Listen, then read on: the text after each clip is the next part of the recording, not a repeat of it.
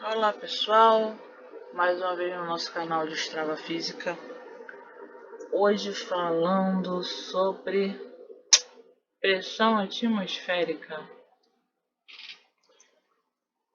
Tema que cai em prova militar, cai em Enem. Sempre é uma questão recorrente em prova de Enem, em prova de vestibular da UERJ. Questão de provas de vestibulares por aí, sempre que é uma questãozinha semelhante para mergulhador, submarino. E aí é importante estarem ligados em umas questões assim, então a gente vai estar observando essa questão. E a gente vai falar um pouquinho sobre pressão atmosférica. Lembrando que essa variação de pressão é de acordo com a coluna de ar. Porque ar pesa, ar tem peso. Esse peso do ar é o que provoca pressão. Então, se a gente considerar que a Terra está em volta a uma camada de gases, e esta camada de gases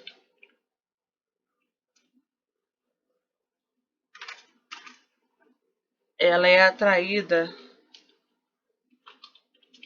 pela gravidade, a gente pode concluir que esse peso, ela forma uma pressão sobre qualquer ponto da superfície da Terra.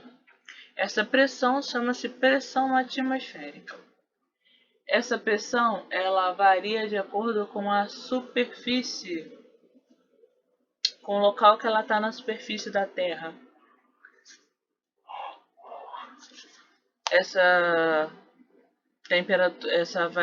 pressão também varia de acordo com a temperatura que está ali naquele momento. Tem vários fatores que podem interferir nessa medição de pressão, mas basicamente a gente pode dizer que o valor da pressão não é constante, porque ela varia de acordo com o local onde se está na Terra e de acordo com a temperatura e a densidade do volume da massa do ar. A gente pode pensar o seguinte: a gente tem, vamos desenhar assim, volta, caneta. Vamos dizer que aqui é a Terra. Redonda, meia achatada nos polos.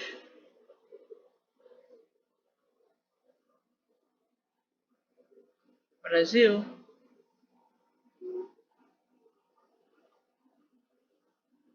América. Ao norte.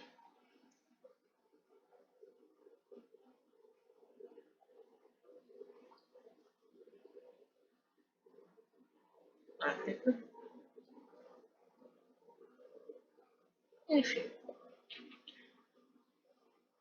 A gente tem as camadas da atmosfera e a gente tem uma coluna de ar exercendo pressão sobre um determinado ponto.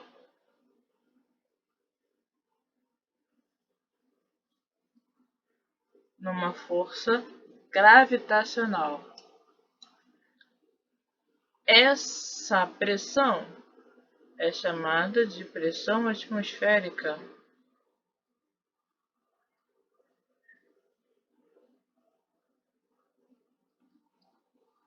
E ela é variável de acordo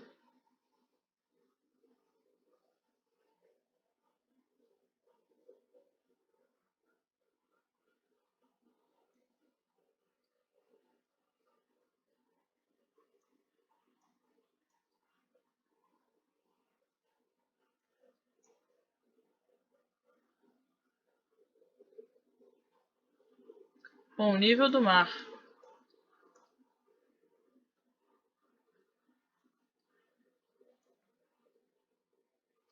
Se a gente tem o mar aqui, nesse nível aqui do mar, eu digo que eu tenho uma pressão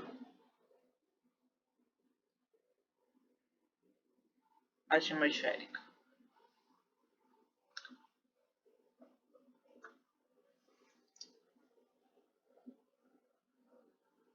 Certo?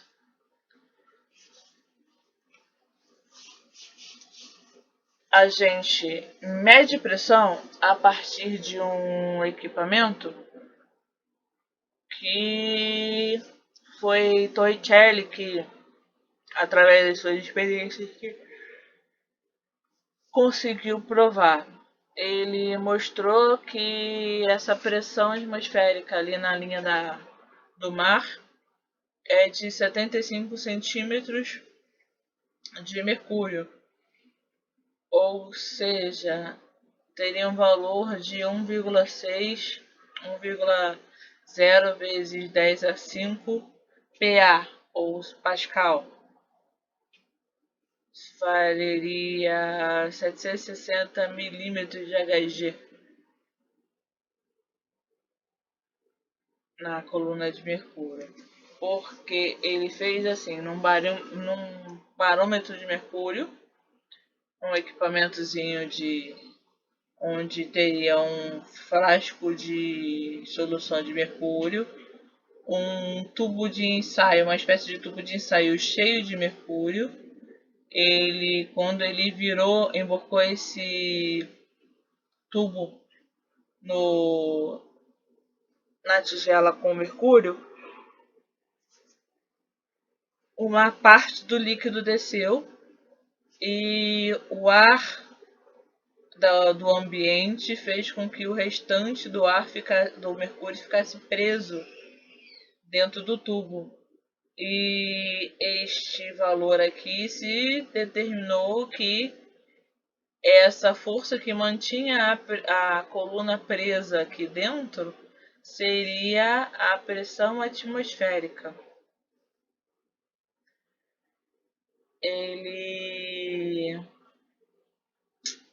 Ele fez com que o mercúrio ficasse preso ali e se formou um vácuo dentro do tubo para dizer que seria o valor de uma atmosfera, uma pressão atmosfera, pressão a 1 atm, que equivaleria a 1 vezes 10 a quinta Pascal. É uma pressão a nível do mar. O equipamento que é utilizado hoje para medir a pressão atmosférica é o barômetro. Ele é um instrumento, um sensor formado por discos metálicos flexíveis. Ele é hermeticamente fechado. No interior desse aparelho, ele tem algumas molas dentro e essa mola ela evita que isso seja amassado pela pressão. E essa variação de ar no disco é que faz com que a pressão seja medida em locais diferentes. Conforme a pressão aumenta, a contração desses discos ela varia, né? Ela é variável.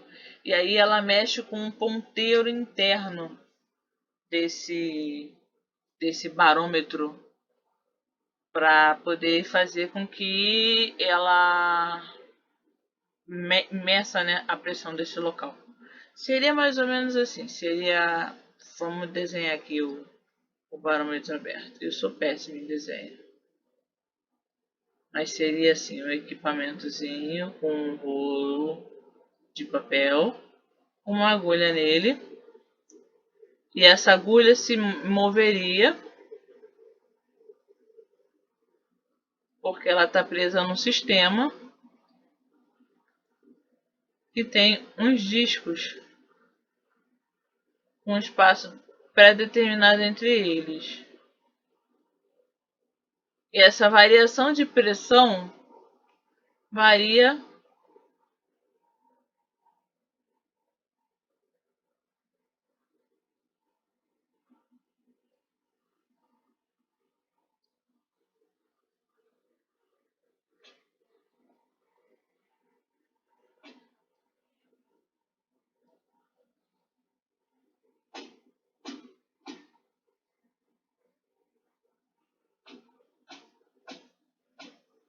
faz com que a agulha se mexa e a pressão seja medida de acordo com que os discos se movimentam aqui, com que eles se contraiam, a agulha vai se movendo nas diferentes altitudes.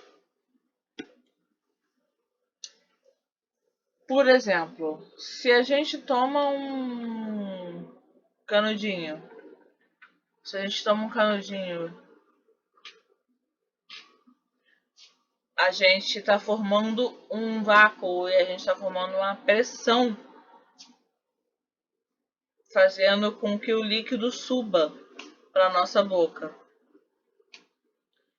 A gente só consegue isso porque a gente consegue formar o vácuo na nossa boca e faz com que a nossa pressão seja diferente da pressão atmosférica e a gente consegue sugar o líquido para cima. A gente pode observar que se o canudo for muito fino, se o líquido for muito grosso, ou se o canudo for muito grande, a dificuldade da gente sugar é muito maior, né? Retirar todo o ar do canudo é bem complicado. As bombas de poço também funcionam a partir desse princípio de sucção de ar, né? De sucção de líquido através de pressão. Porque se não fosse através dessas variações de pressão, era impossível jogar essa água fazer subir a água a mais de 10 metros de profundidade ou jogar a água a mais de 10 metros para cima. Porque a força da atmosfera, a pressão a força da atmosfera, a gravidade que exerceria seria bem complicada fazer com que funcionasse, com que isso subisse. Aí você imagina você tá lá, ó, em cima de uma escadinha daquelas de piscina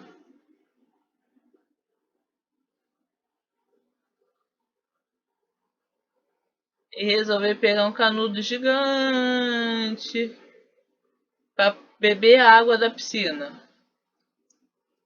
Você vai conseguir puxar a água da piscina? Cara, eu vou te dizer de antemão, você não vai conseguir puxar a água da piscina. Por quê? Porque você precisaria de uma força de sucção muito grande para conseguir sugar a água da piscina, porque a pressão que você precisaria puxar para vencer essa força de gravidade seria muito grande. E aí a gente vai fazer um resuminho aí para a gente pensar sobre o assuntozinho de pressão atmosférica e força gravitacional, enfim, vamos lá. A gente vai pensar de duas formas diferentes. Pressão atmosférica. Gente, eu tenho que explicar que a minha letra feia é assim, principalmente porque eu preciso escrever de uma forma diferente que essas canetas assim não me deixam escrever. Aí é complicado para mim. Eu tenho problemas com quadros por conta disso, porque eu precisaria escrever de cabeça para baixo. A pressão atmosférica, pressão, ATM, é igual a pressão atmosférica, é a pressão,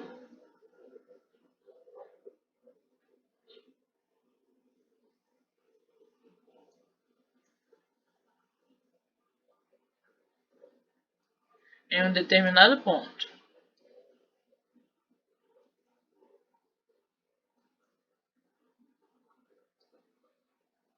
da superfície da Terra.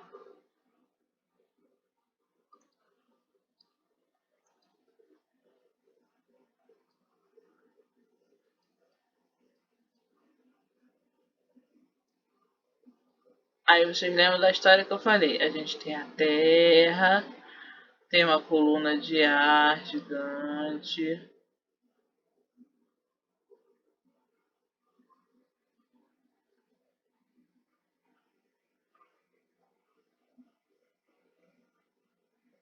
E essa coluna de ar ela exerce pressão em um determinado ponto.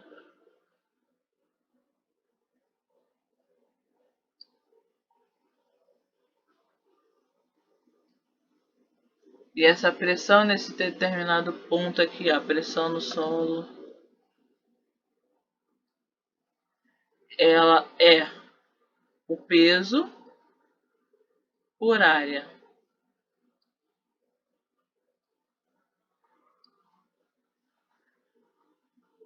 O nome desta medida é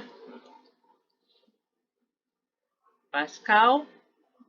Isso equivale a 1,0 vezes 10 à quinta Pascal e equivale a 75 centímetros de mercúrio,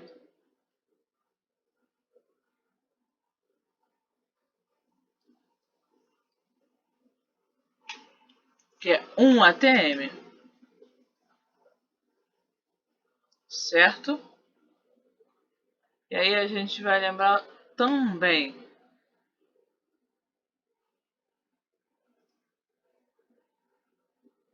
vamos lá,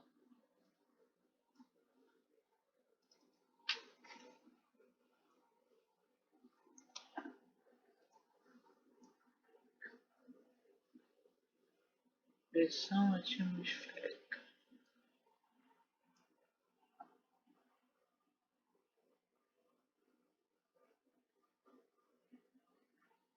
Quando a gente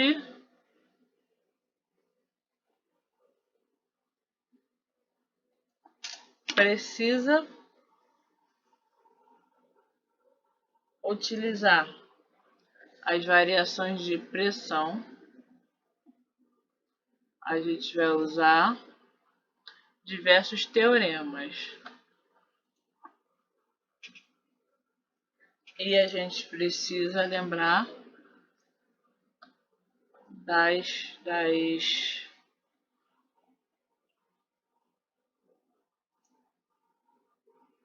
das que a pressão ela pode ser calculada de acordo com a unidade de área que você está, e ela é a unidade de peso por área. Você tem que lembrar que a gente está falando da pressão atmosférica. A pressão do líquido, o ar é um fluido. A ar também é um fluido. Logo,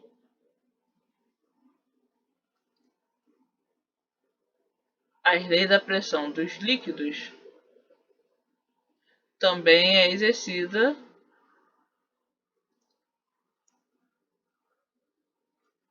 também valem pro ar. Então, se eu vou ter, vamos lá, vamos pensar,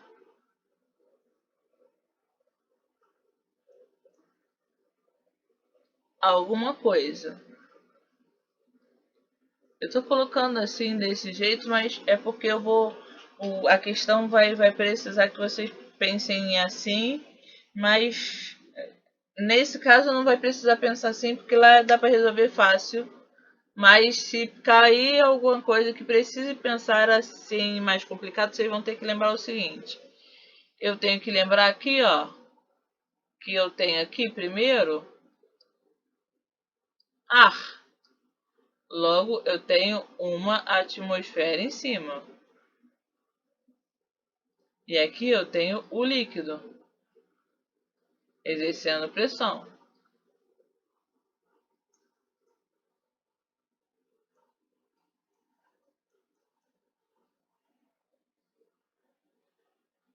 Então, diversas vezes a gente tem que lembrar aonde a gente está na altura para saber a quanto a gente está de gravidade,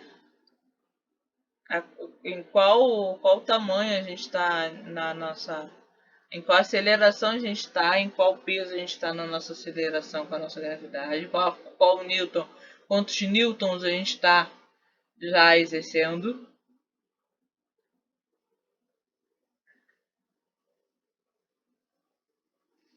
Qual é o peso que esse líquido vai estar exercendo sobre a gente, para saber essa pressão aí. E aí a gente chega na nossa questão. E aí a gente vai saber qual é a variação de pressão que o mergulhador está se submetendo, para saber em quantos minutos ele precisa estar lá esperando para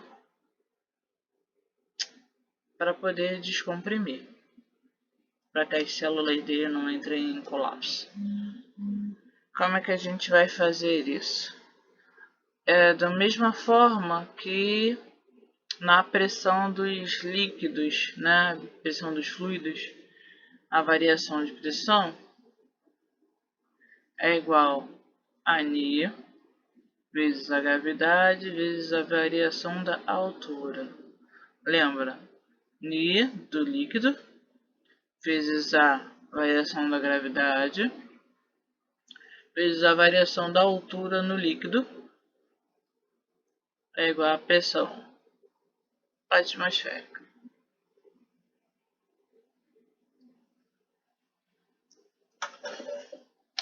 Vezes a pressão atmosférica.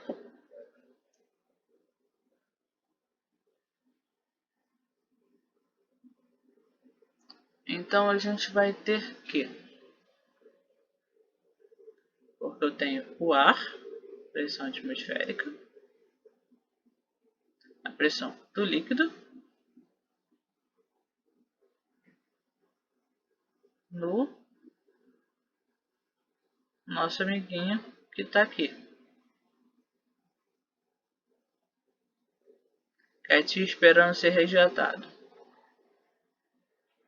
Então nós temos ΔP é igual a 1 vezes 10 ao cubo. Por que eu vou botar 10 ao cubo? Aqui, ó. Densidade da água, 1000 kg/metros a menos 3, ou seja, metros, metros a menos 3, ou seja, metros para baixo. Quilograma por metros cúbicos. 1000 pela regra da notação é K. Então, 10 a 3, 10 ao cubo, vezes a gravidade, 10, vezes a altura, vezes o PA, que é o que eu quero descobrir. Então, eu vou ter que a variação de P é igual a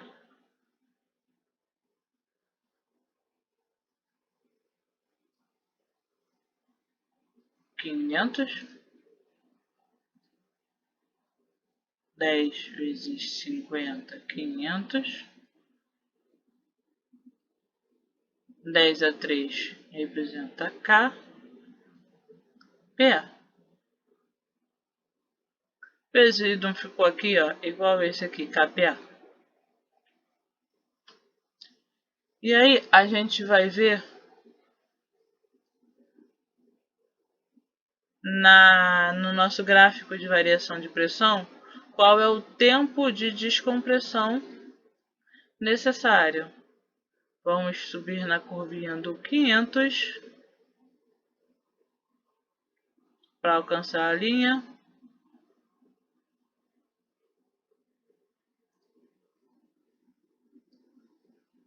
Chegou na linha do 60. Então eu tenho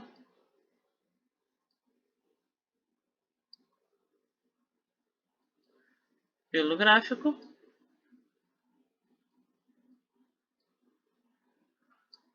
60 minutos são necessários. Eu tenho a resposta 60 minutos na letra C. Então, nosso gabarito é a letra C.